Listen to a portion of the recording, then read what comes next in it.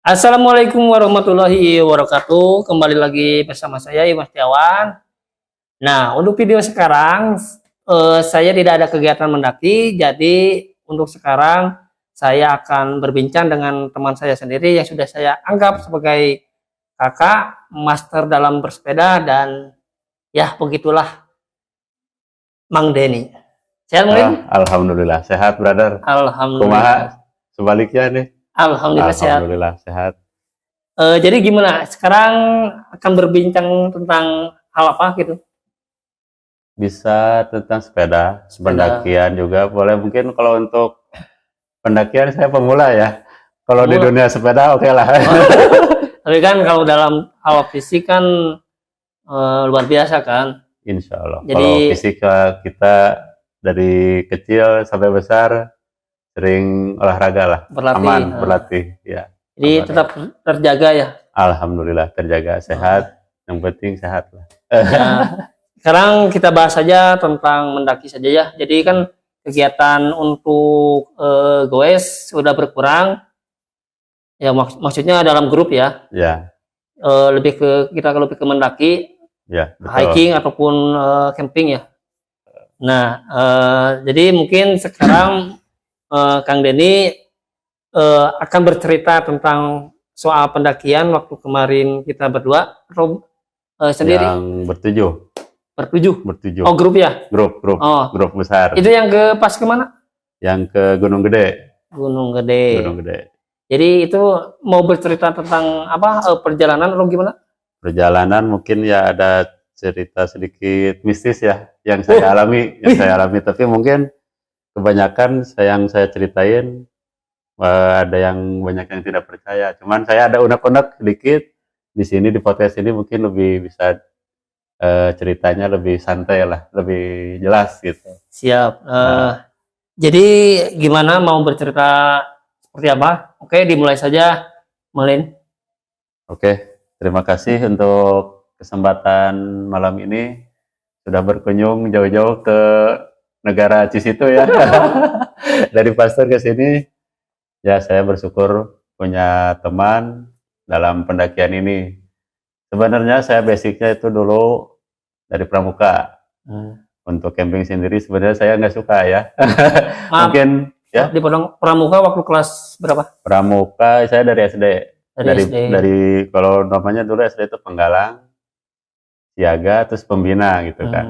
Ya. Nah jadi pengalaman camping saya sebenarnya nol, cuman karena sering ikut pramuka, OSIS dan segala macam, ya alhamdulillah saya jadi ada sedikit pengalaman lah tentang camping. Nah mungkin untuk camping, benar-benar campingnya itu baru saat kemarin tahun 2020 mungkin ya, kita itu 2020. camping bareng tuh di Gunung Gede tepatnya. 2020. 2 tahun yang lalu lah. 2020 2021 lupa lagi. Pokoknya malu udah tua.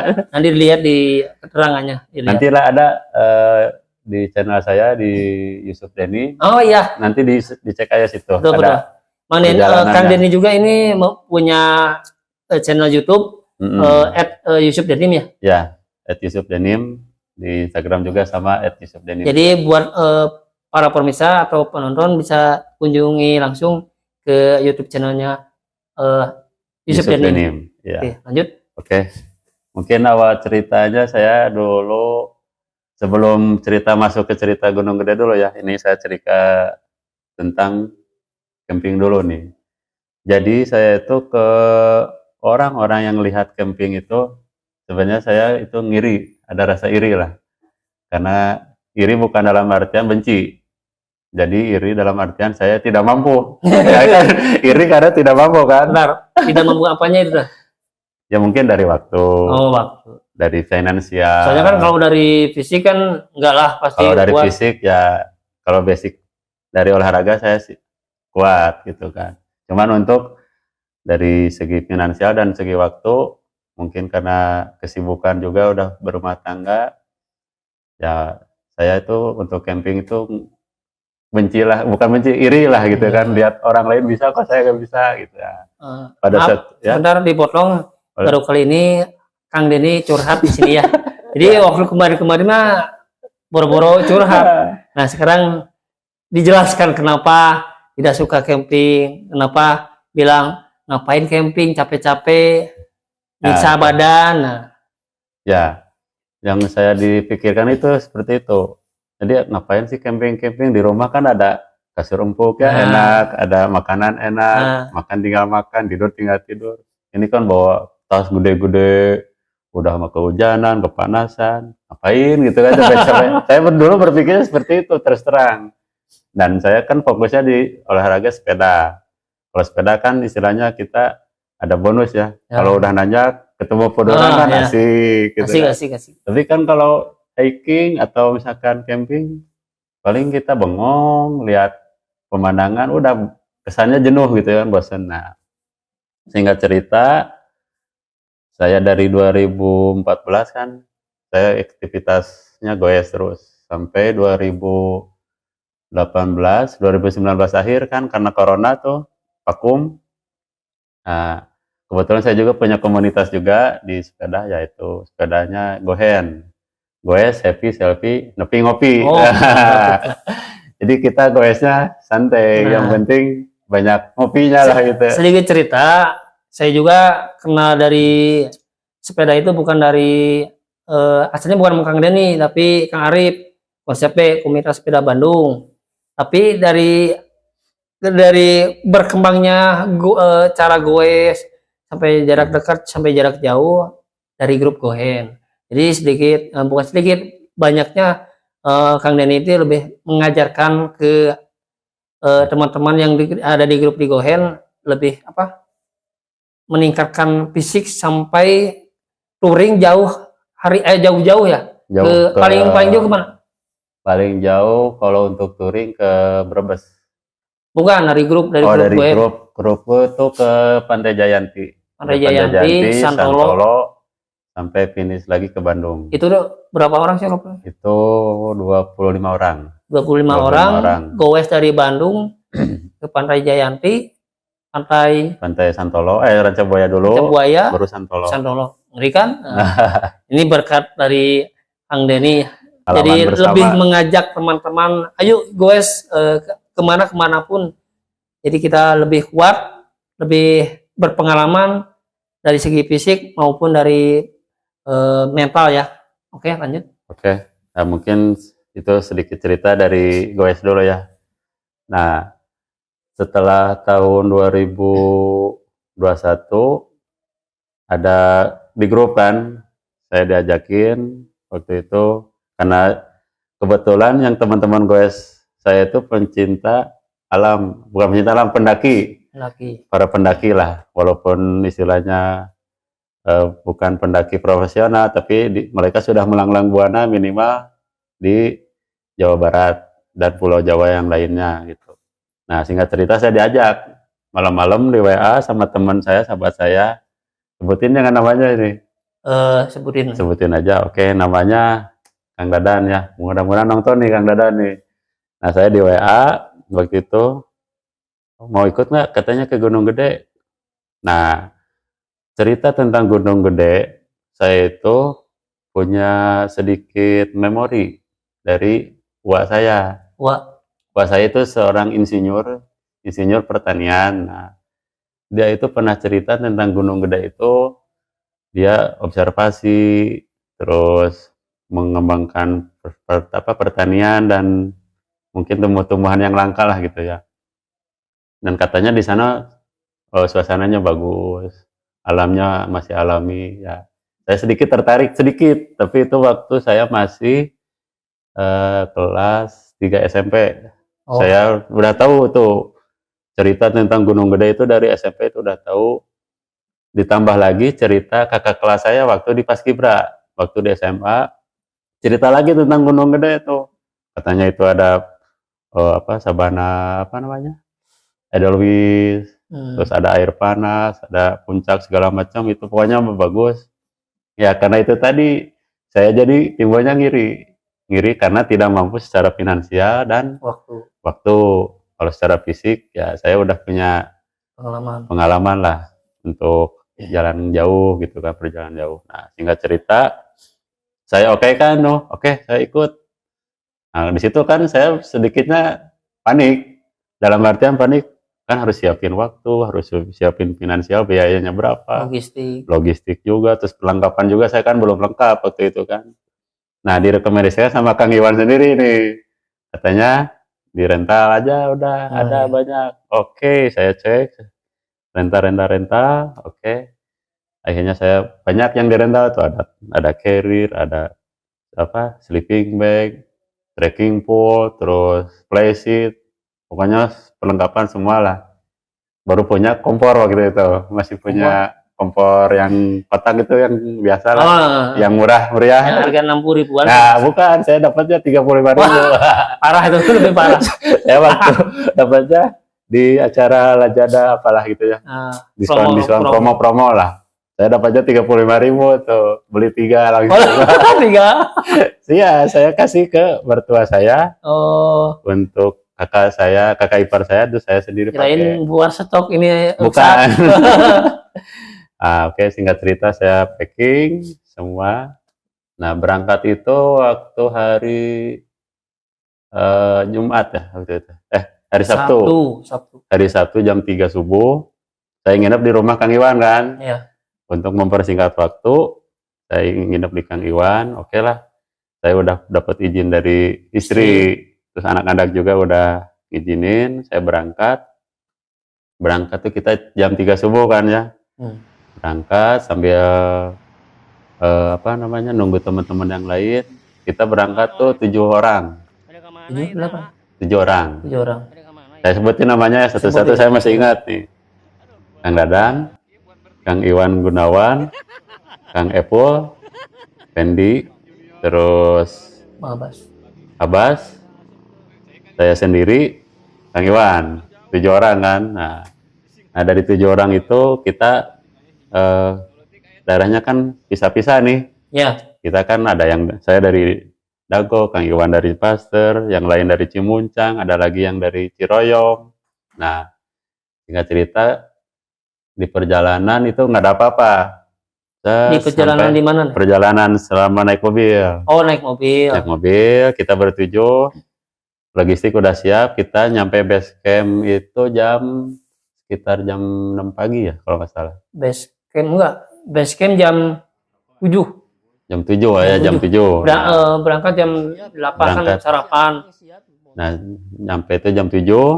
Nah, di situ baru nyampe base camp sebenarnya saya udah tegang tuh. Sebentar, base camp yang Gunung Putri. Oh, Gunung Putri. Nah, kita kan rencananya mau lintas dari Gunung Putri ke Cibodas. Nah, mobil ditaruh dulu dari Cibodas kita naik angkot ke Gunung Putri. Sewa angkot. Ya, sewa angkot. Kita kan sewa angkot bertujuh. Nah, sampai ke base camp itu kan kita sarapan dulu, persiapan, packing ulang. Sebenarnya saya tuh di situ udah panik. Terus terang, cuman nggak bilang, nggak bilang ke teman-teman. Tapi kelihatan gua. Saya panik nih, bakalan kuat nggak gitu kan? Apakah ini bener nggak ini kayak mimpi gitu? Soalnya dari kecil sampai punya anak 3 nih baru camping hari itu juga tuh. Udah tua tuh. Nah, singkat cerita, udah sarapan, udah bayar-bayar, udah logistik disiapin lagi, terus bolak-balik ke air tuh kan, saya hampir 3 kali tuh panik. Di base camp? Di base camp itu 3 kali ke air tuh. Pengennya bawaannya kencing karena panik itu kan, gimana nih, saya kuat kan nih, cuman di situ masih jaga image. Oke lah kuat, oke ayo foto-foto selfie. Biasa itu kan ada pelang hijau ya, jalur Gunung Putri, jalur pendakian Gunung Putri. Kita foto-foto dulu di situ. Di situ tuh banyak pendakian lain juga kan. Pokoknya mah rame lah pas waktu itu karena kebetulan pendakian Gunung Gede itu baru dibuka lagi setelah pandemi corona ya. Nah, setelah pandemi corona baru dibuka lagi. Kita ambil kesempatan itu di bulan Juli kalau nggak salah ya, bulan Juli 2021. Nah, berangkatlah waktu itu, berangkat sekitar jam 8 ya, jam 8. Oke, awal perjalanan kita masih happy lah, nggak ada masalah. Bahkan saya semangat di situ kan. Wah, Oh. sampai pos sampai pos Tiga. ojek dulu. Ojek. Pos ojek Wah, dulu. ojeknya bos. Bukan pertama bukan. Pos ojek dulu, Pos belum nyampe pos 1, belum. Pos ojek dulu, kita masih saling tunggu, masih bareng. Masuk ke pos apa? Tanah Merah, Oh. masih bareng kan. Nah di situ tuh saya sempat ada perasaan nggak enak sih. Di pos berapa itu teh? Menuju ke pos 1, pos Rimba. Oh, dari pos Dari tukang pos ojek, Tanah Merah, Tanah pos Merah. ojek, sampai ke pos 1 itu ada perasaan nggak enak sebenarnya itu waktu itu di perjalanan tuh. Nah, posisi itu saya paling depan. Paling depan. Paling depan di rombongan dengan Abah Iwan. Oh ya. Nah, Abah Iwan dengan Dadan juga, terus barengan Abbas juga, Mang Abbas. Nah, setelah nyampe di pos Rimba itu, kan itu ada gapura yang jadul itu. Nah, iya. yang legend tuh. Ya waktu kemarin pas gempa Nah, ya. nah itu berkaitan juga dengan itu. Oh. Jadi saya tuh gini, pas duduk di pintu Rimba Gunung Gede, saya melihat apa gapura itu, saya dalam apa? Dalam firasat, bukan firasat, ada yang bisikin, nah, nanti suatu saat ini bakalan runtuh. Oh, asli. Aslinya, cuman ya yang saya alami sendiri gitu kan. Jadi pas saya duduk tuh dengan Abah Iwan, bahkan ngobrol nanyain, "Bah, ini posisi di mana nih?" "Ini pintu Rimba," katanya. "Ini yang paling legend itu ya gapura ini." Cuman dalam bisikan, ada yang bisikin di saya itu, nanti katanya ini bakalan roboh dalam waktu yang dekat. Kata saya tuh, ya mungkin roboh wajar gitu, karena kan udah tua gitu kan, udah lapuk lah, udah banyak lumut, udah. Itu kan legend kan. Iya, udah apa istilahnya mah, tulisannya juga ada pudar gitu kan. Nah singkat cerita itu kan beberapa tahun ke depan kan ada gempa, roboh kan. Nah, saya belum ke sana lagi tuh. Pengennya saya lihat lagi ke sana, cuman pas kejadian gempa itu saya keinget, waktu saya foto di situ, saya pernah ada yang kayak ada yang ngebisikin ini bakalan roboh gitu. Nah, udah saya hiraukan aja kan. Jalan lagi kita ke pos 2 itu nyampe jam setengah 10 ya kalau nggak salah. Jam setengah 10 kita masih bareng. Dari pos 1 sampai pos 2 itu kita bertujuh masih berdekatan lah. Nah, itu nggak ada kejadian aneh, cuman ya di situ ada apa? Warung kan, banyak warung. Di sini saya di prank nih. Juara. Di prank nih sama teman nih. Katanya kan tuh semangka enak. Oh iya, jelas gitu kan, manis. Saya makan 1, makan 2, makan 3 gitu kan. Saya pikir itu kan ya biasalah kayak di warung biasa gitu kan. Karena tipis itu ya mungkin murah lah gitu ya. Pas bayar ternyata wah juga. Berapa? Nggak, saya nggak berani sebutnya. Pokoknya mah bikin nyesek lah gitu kan. Buat saya pemula yang kaget gitu kan. Cuman saya diketawain sama teman saya tuh, si Mbak Iwan. Aduh Mbak, hati-hati Mbak ya, jangan ngeprank lagi.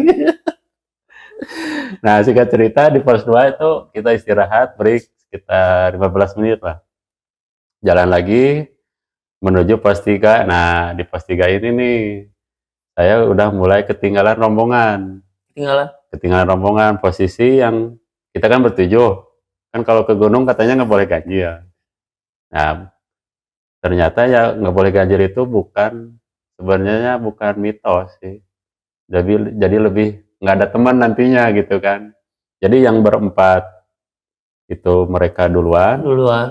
Nah, saya posisi di tengah-tengah, yang belakang ada 2 orang, Kang Iwan kan sama Kang Ebol. Nah, saya posisi di tengah nih, itu udah nyampe hampir jam 12 siang tuh.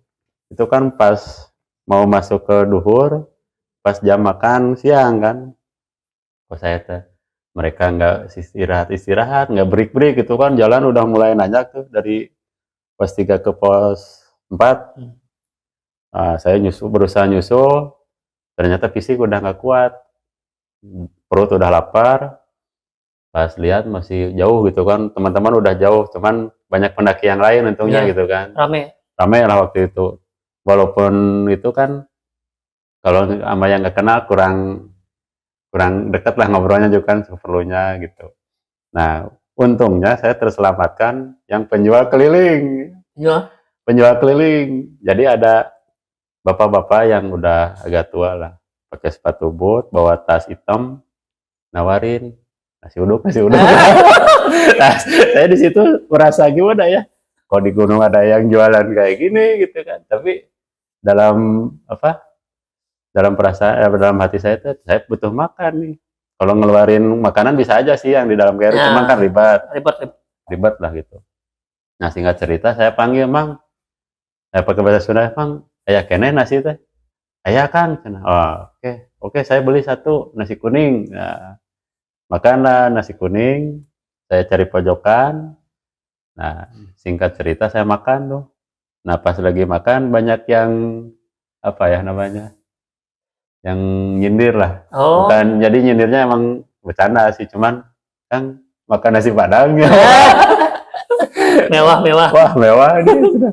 Kang, jadi ya mungkin pendaki yang lain udah pada tahu gitu kan, porsinya kan sedikit, harganya Oh ya. agak mahal lah gitu ya kalau dibandingin sama yang biasa kita beli sarapan di Iya, dekat rumah gitu kan. Tapi pada saat itu waktu itu ya ngebantu sebenarnya, Emang harus. ngebantu banget gitu kan. Nah dari pengalaman itu saya berpikir gitu kan, wah ini di gunung seramai ini ternyata ada yang jualan juga gitu kan, kayak di kereta gitu. Ah, ya. Nah jadi pengalaman saya pertama naik gunung sampai camping itu ya berkesan lah gitu ya, berkesan walaupun tidak sesuai ekspektasi. Tadinya kan bayangan saya gunung kan sepi, serem gitu kan, ternyata rame kayak di pasar. Mungkin gunung yang lain beda ya, karena Beda. saya emang pertama seumur hidup terus terang baru ke Gunung Gede itu. Nah singkat cerita udah saya tertinggal, udah beres makan sekitar 20 menit, yang berdua belum muncul nih, Kang Iwan sama Kang Epul. Amat. Saya nunggu yang bawah belum datang, mau nyusul ke atas Jauh. takutnya udah jauh gitu kan. Ah udah aja, saya makan, beresin, minum, lanjut jalan. Ternyata mereka nunggu di pos 4. Oh iya. Nongol di pos 4. Nah, ternyata dari tempat saya makan ke pos 4 itu dekat. Cuman karena kalah sama lapar. Ya. Ya saya nggak memaksakan diri, daripada istilahnya nanti saya sakit atau terjadi apa-apa, mendingan udah aja makan gitu kan. Bukannya saya egois ngeduluin makan, cuman saya emang butuh makan. Emang harus jam makan. Jam makan, jam 12. Nah, singkat cerita ditanyain kan, sampai saya dibully itu, wow, muka udah pias, darah udah berkurang gitu kan, semangat udah menurun, pokoknya mah udah dibully habis sama senior. Saksikan nanti keseruannya tentang curhatan Mang Denny pertama kali mendaki gunung di video part 2.